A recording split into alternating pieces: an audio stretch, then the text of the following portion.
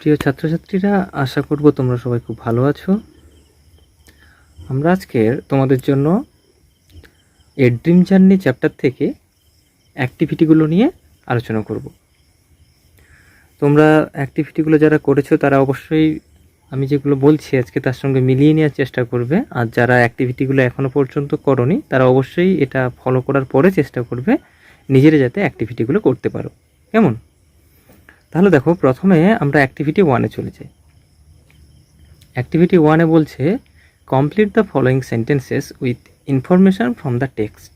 অর্থাৎ আমরা এই যে টেক্সটটা পড়েছি, দেখতে পাচ্ছ তোমরা, এটা একদম প্রথমে আমরা চলে এসেছি যেখান থেকে গল্পটা শুরু হয়েছিল।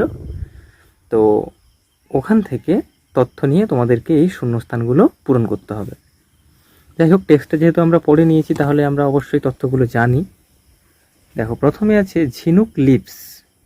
এখানে আমরা লিখব ঝিনুক lives with her mother in a little town, অথবা আমরা এখানে টাউনটার নামও দিয়ে দিতে পারি, ইন আলিপুরদুয়ার। দেখো, একদম প্রথমে রয়েছে ঝিনুক lives with her mother in Alipurduar. তাহলে এই লাইনটা যদি আমরা ঝিনুকের পর থেকে বা ঝিনুক লিভসের পর থেকে তুলে দিই with her mother in Alipurduar, তাহলে একের দাগের অংশটা কমপ্লিট হয়ে যাবে। কেমন? দেখো, এবার বিতে যেটা রয়েছে আলিপুরদুয়ার ইজ এ, অর্থাৎ আলিপুরদুয়ার কি? আলিপুরদুয়ার এখানে আমরা লিখব যে Alipurduar is a pretty city surrounded by distant hills. প্রথম উত্তরটা ঠিক পরেই আছে, দেখো, it is a pretty city surrounded by distant hills. তো এখানে আমরা ইটটা বাদ দিয়ে বাকি যে অংশটা রয়েছে ওখানে দেওয়া ছিল আলিপুরদুয়ার ইজ, আমরা লিখব a pretty city surrounded by distant hills. কেমন? এরপরে সিতে রয়েছে ওয়ান উইকেন্ড ঝিনুক। দেখো, একটা সপ্তাহের শেষে ঝিনুক, আমরা এখানে লিখব was expecting her father to arrive, অর্থাৎ তার বাবার আসার প্রত্যাশা করছিল বা প্রতীক্ষা করছিল। দেখো, ওয়ান উইকেন্ড ঝিনুক, আমরা লিখব was expecting her father to arrive, যে তার বাবার আসার অপেক্ষা করছিল। কেমন? তাহলে আমরা কোন জায়গা থেকে লিখব? Was expecting her father to arrive. বেশ, তারপরের দাগে আমরা চলে যাই। শেষে রয়েছে ডির দাগে ঝিনুক হ্যাড হার ডিনার। এখানে শুধু আমরা সাইলেন্টলি কথাটা লিখে দেবো। দেখো, টেক্সটের একদম শেষের দিকেই রয়েছে এখানে কথাটা, she had her dinner silently and went to sleep. আমাদের ওয়েন টু স্লিপ লেখার দরকার নেই, লিখতেও পারো, কোনো সমস্যা নেই। তবে এখানে অ্যাপ্রোপ্রিয়েট হবে আমরা যদি শুধু লিখি যে সাইলেন্টলি, যেহেতু ডিনার কথাটা এখানে মেনশন করা আছে, তাই আমরা এখানে কি লিখব? ঝিনুক হ্যাড হার ডিনার সাইলেন্টলি। কেমন? এবারে অ্যাক্টিভিটি 2-তে বলেছে then she had a strange dream, অর্থাৎ সে একটা খুব আশ্চর্য স্বপ্ন দেখলো। স্বপ্নটা কি সেটা তো আমরা পড়েছি, এখানে তোমাদের ডিসকাস করতে বলছিল। যাই হোক, তারপরে চলো আমরা অ্যাক্টিভিটি 3-তে চলে যাই। অ্যাক্টিভিটি 3-তে রয়েছে তোমাদের tick the most appropriate answer from the alternative given, অর্থাৎ উপযুক্ত যে উত্তর তাতে দাগ দিতে হবে বা টিক চিহ্ন দিতে হবে। দেখো তো এগুলো পারো কিনা তোমরা। অবশ্যই যদি গল্পটা পড়ে থাকো তোমরা তাহলে অবশ্যই পারবে এটা। দ্য ফেয়ারি ওয়েভড এ, পরীটি দুলিয়েছিল, কি দুলিয়েছিল? একটা কি? হ্যাঁ, ম্যাজিক ওয়ান্ড, অর্থাৎ জাদুদণ্ড। এখানে অপশান রয়েছে ক্লথ, ম্যাজিক ওয়ান্ড, পেপার। তোমরা বুঝতেই পারছো এটা আনসারটা হবে ম্যাজিক ওয়ান্ড। বেশ, 2-এর দাগে যেটা ছিল ইন এ মোমেন্ট ঝিনুক found herself in a classroom market place busy road. তাহলে এটা অবশ্যই আমরা অপশানটা জানা আছে আমাদের, এটা বিজি রোডই হবে, কারণ সে প্রথমে একটা রাস্তার মধ্যেই ছিল।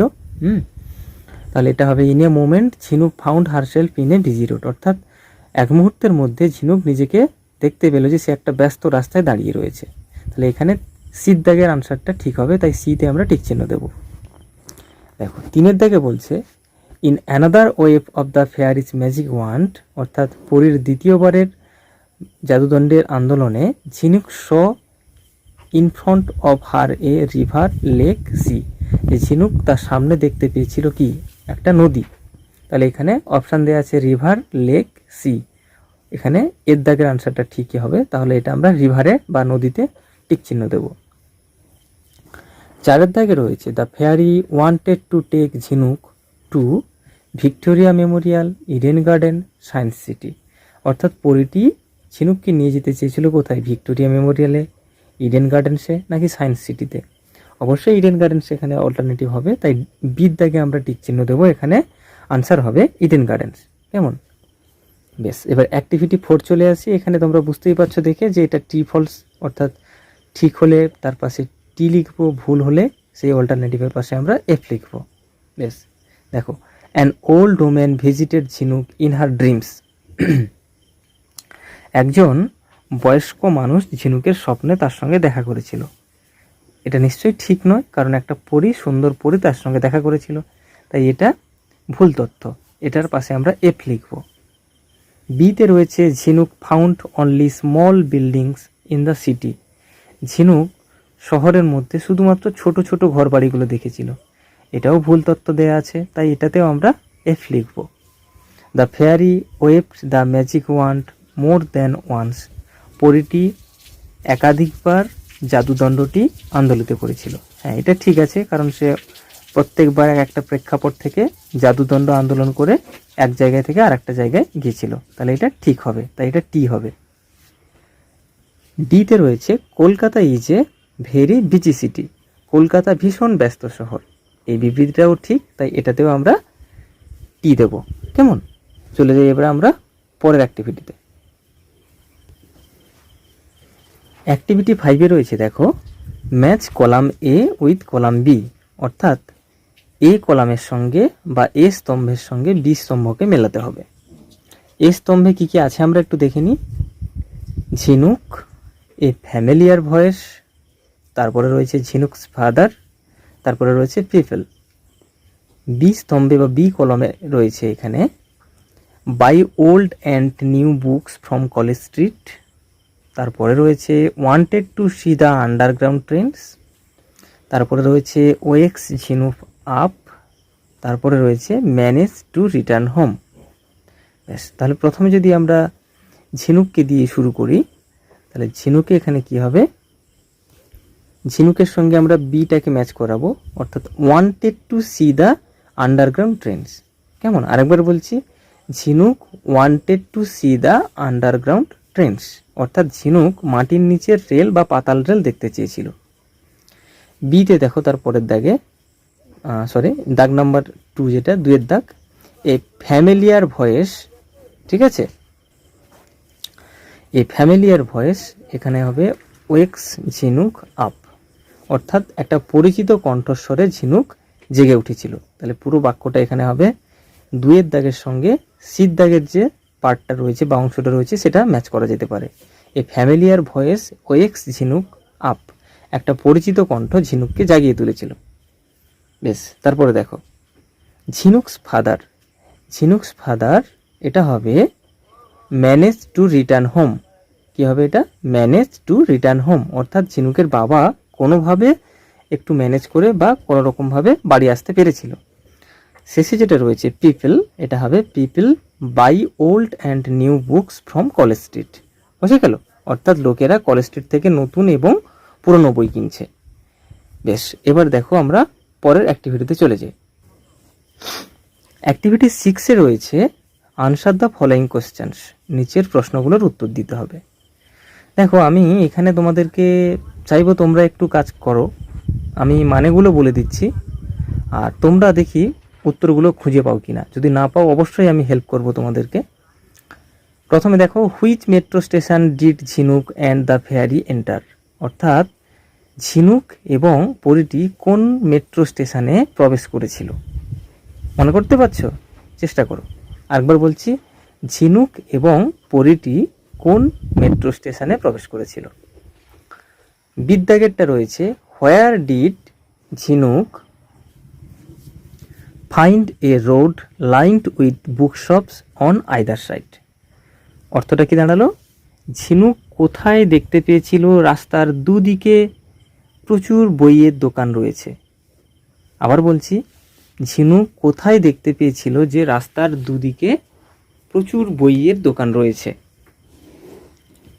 সিদ্ধাগে রয়েছে হোয়াই ওয়াজ ঝিনুক ডিলাইটেড। অর্থাৎ কেন ঝিনুক খুব খুশি হয়েছিল? আবার রিপিট করছি, হোয়াই ওয়াজ ঝিনুক ডিলাইটেড? ঝিনুক কেন খুশি হয়েছিল?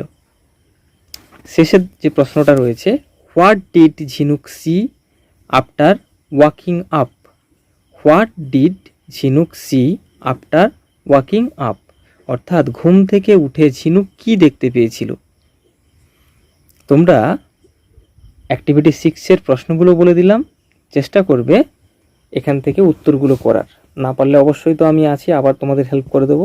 চলো আমরা পরের অ্যাক্টিভিটিতে যাই।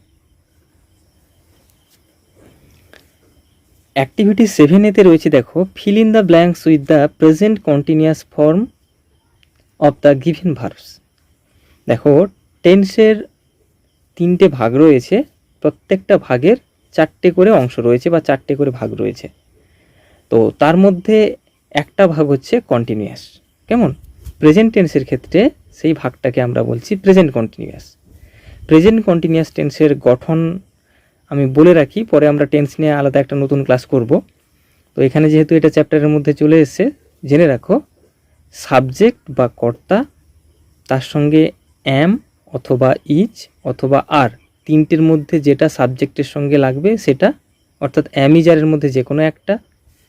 এবারে মূল যে ভার্ব দেয়া থাকবে সেই ভার্বের সঙ্গে আইএনজি যোগ করতে হবে, আইএনজি যোগ করতে হবে, প্লাস অবজেক্ট বা কর্ম, অর্থাৎ বাক্যের বাকি অংশ।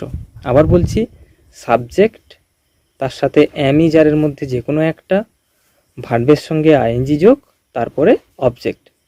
এখানে তোমরা দেখতে পাচ্ছ সাবজেক্ট দেয়া আছে, অবজেক্ট দেয়া আছে, তাহলে তোমাদেরকে অ্যাম ইজ আরের মধ্যে যেটা সাবজেক্টের সঙ্গে লাগবে সেটা বসাতে হবে, আর যে ভার্বটা দেয়া আছে প্রত্যেক ক্ষেত্রে ভার্বের সঙ্গে আইএনজি যোগ হবে। আমি দুটো বলে দেবো, বাদ বাকি দুটো তোমরা করবে। কেমন? প্রথমটা দেয়া আছে, দেখো, শামিম ড্যাশ এ পিকচার, ব্র্যাকেটের মধ্যে ভার্ব দেয়া আছে ড্র। শামিম একটা ছেলের নাম, তাই সেই ক্ষেত্রে আমরা ইজ বসাবো। কেমন? তাহলে শামিম ইজ, এবারে আমরা বলেছি ভার্বের সঙ্গে আইএনজি যোগ করতে হবে, তাই কি বসাবো আমরা? ড্রয়িং, ড্রর সঙ্গে আইএনজি যোগ, তাহলে Shamim is drawing a picture. Complete হলো। সিদ্ধাগেরটা দেখো, I dash talk to my friend, এখানে আইর পরে সবসময়ের জন্য অ্যাম বসে, তাই আই অ্যাম, টক আছে তার সঙ্গে আইএনজি যোগ করব, তাহলে কি হবে? Talking, I am talking to my friend. Complete. বাকি থাকলো বি আর ডি, তোমরা এই দুটো নিজেরা করবে, অসুবিধা হলে অবশ্যই জানাবে। আমরা পরের অ্যাক্টিভিটিতে চলে যাই। 7B-তে বলছি, দেখো, circle the adverbs in the following sentences. নিম্নলিখিত বাক্যগুলোতে তোমাদেরকে অ্যাডভার্বটাকে সার্কেল করতে হবে, অর্থাৎ অ্যাডভার্বটাকে গোল করে পেন দিয়ে বা পেন্সিল দিয়ে গোল করে দিতে হবে। অ্যাডভার্ব তোমরা আগেই পড়েছো, আগে করেছো, আমি করিয়েছি তোমাদেরকে। ভার্বের দোষগুণ যে পদের সাহায্যে ব্যক্ত করা হয় বা বোঝানো হয় সেটাকে আমরা বলি অ্যাডভার্ব। দেখো, এখানে আছে প্রথমে, he ran quickly to the bus stop. দেখো তো, সে দ্রুত বাস স্টপের দিকে দৌড়লো। এখানে সে কেমনভাবে দৌড়লো? দ্রুত, অর্থাৎ কুইকলি। তাহলে তার দৌড়ানো বা র্যানটা হচ্ছে এখানে ভার্ব, সেটা হচ্ছে কুইকলি শব্দটার দ্বারা বিশেষিত হচ্ছে, তাই এখানে কুইকলি হলো অ্যাডভার্ব। পরেরটা দেখো, the teacher is thinking deeply, শিক্ষক মহাশয় গভীর চিন্তা করছেন। তাহলে এখানে থিঙ্কিংটা হচ্ছে মেন ভার্ব, আর ডিপলি হচ্ছে অ্যাডভার্ব, অর্থাৎ কেমনভাবে চিন্তা করছে? ডিপলি, গভীরভাবে। বুঝে গেল? বাদ বাকি সি আর ডি তোমরা নিজেরা করবে। পরের অ্যাক্টিভিটিতে চলে যাই আমরা। পরের অ্যাক্টিভিটি অর্থাৎ আজকের শেষ অ্যাক্টিভিটি, সেখানে বলছে, দেখো, বাম দিকে কয়েকটা স্টেটের নাম দেওয়া আছে, আর ডান দিকে তাদের ক্যাপিটাল বা রাজধানীর নাম দেওয়া আছে। ওয়েস্ট বেঙ্গলের ক্যাপিটাল প্রত্যেকে জানা আছে, কলকাতা। বিহারের ক্যাপিটাল প্রত্যেকে জানা আছে নিশ্চয়ই, পাটনা। ওড়িশা অর্থাৎ উড়িষ্যার রাজধানীর নাম ভুবনেশ্বর। আর শেষের যেটা রয়েছে আসাম, আসামের রাজধানী হচ্ছে গুয়াহাটি। আরেকবার বলছি, ওয়েস্ট বেঙ্গল অর্থাৎ পশ্চিমবঙ্গের রাজধানী কলকাতা, বিহার পাটনা, ওড়িশা ভুবনেশ্বর, আসাম গুয়াহাটি। তাহলে যে অ্যাক্টিভিটিগুলো আমি বলে দিলাম আজকের, আর বাদবাকি যে অ্যাক্টিভিটিগুলো রয়েছে সেগুলো তোমরা একটু নিজেরা চেষ্টা করবে। অ্যাক্টিভিটি 8B, এটা তোমাদের বাক্য সেন্টেন্স তৈরি করতে হবে। আমি মানেগুলো বলে দিই, তোমরা চেষ্টা করবে যে এগুলো দিয়ে অ্যাক্টিভিটি যাতে সেন্টেন্সগুলো কমপ্লিট করা যায়। অ্যাঙ্কার্ড কথার অর্থ হচ্ছে নোঙর করে থাকা। ওয়ান্ট কথার অর্থ হচ্ছে আন্দোলিত করা। ফ্যামিলিয়ার কথার অর্থ পরিচিত হওয়া। আর সিটি কথার অর্থ হচ্ছে শহর। আমি এই কারণে পুরো অ্যাক্টিভিটিগুলো কমপ্লিট করছি না যে তোমাদের কাছ থেকে রেসপন্সটা ক্রমশ কমে আসছে, রেসপন্সটা খুব কমই পাচ্ছি আমরা। তো সেই কারণে আমি দেখতে চাইছি যে তোমাদের মধ্যে কারা কারা রেসপন্স করছে। যারা রেসপন্স করবে তারাই ব্যাপারটা বুঝে নিতে পারবে, আর যারা রেসপন্স করছো না তাদের তো বোঝার কোনো কথাই উঠছে না। তো তোমরা অ্যাক্টিভিটিগুলো আমি চাইবো অবশ্যই যেগুলো বললাম নিজেরা করে গ্রুপে অবশ্যই সাবমিট করবে। চেষ্টা করবে যাতে সঠিক করে এটা করা যায়, না পারলে অবশ্যই আমি কারেকশন করে দেবো। সবাই খুব ভালো থাকবে। Have a good day.